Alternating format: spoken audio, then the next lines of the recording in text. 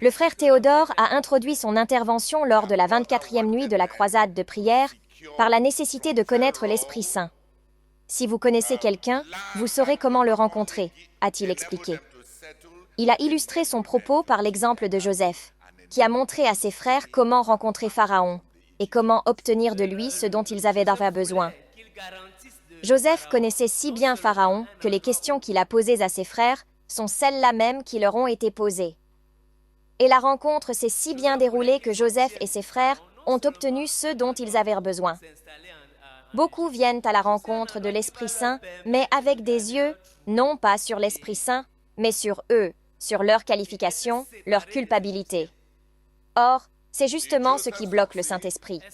Si nous connaissons le Saint-Esprit, nous saurons comment le rencontrer, nous saurons comment l'approcher, nous saurons à quoi nous attendre et nous éviterons beaucoup de fanatisme.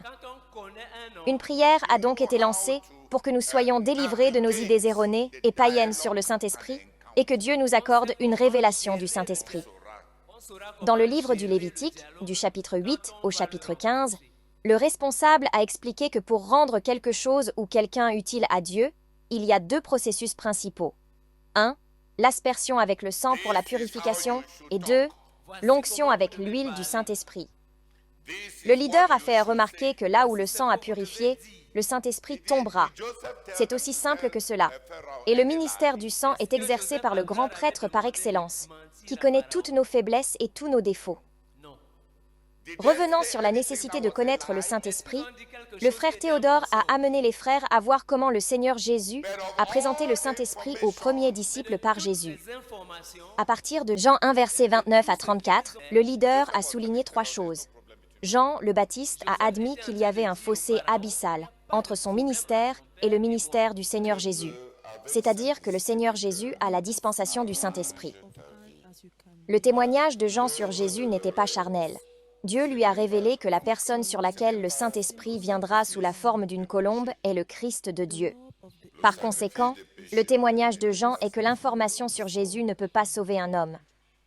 La connaissance qui sauve est la révélation de la personne de Jésus et de ce qu'il signifie vraiment pour Dieu par l'intermédiaire du Saint-Esprit, c'est-à-dire celui qui ôte le péché et qui donne le Saint-Esprit. Dans Jean 3, versets 5 à 8, Jésus dit à Nicodème que naître de nouveau n'est pas le résultat de formules. C'est la nature divine qui nous est transmise par le Saint-Esprit. Cependant, avant que le Saint-Esprit, l'Esprit de vie, ne vous transmette cette nouvelle vie, vous devez naître dans l'eau. En d'autres termes, vous devez connaître la repentance telle que prêchée par Jean. Vous devez avoir expérimenté le ministère de la parole qui appelle à la repentance. Dans Jean 3, versets 33 à 36, Jean montre à nouveau que le fait d'être rempli du Saint-Esprit n'a rien à voir avec les manifestations extérieures, mais que c'est la vie qui s'écoule à travers vos paroles.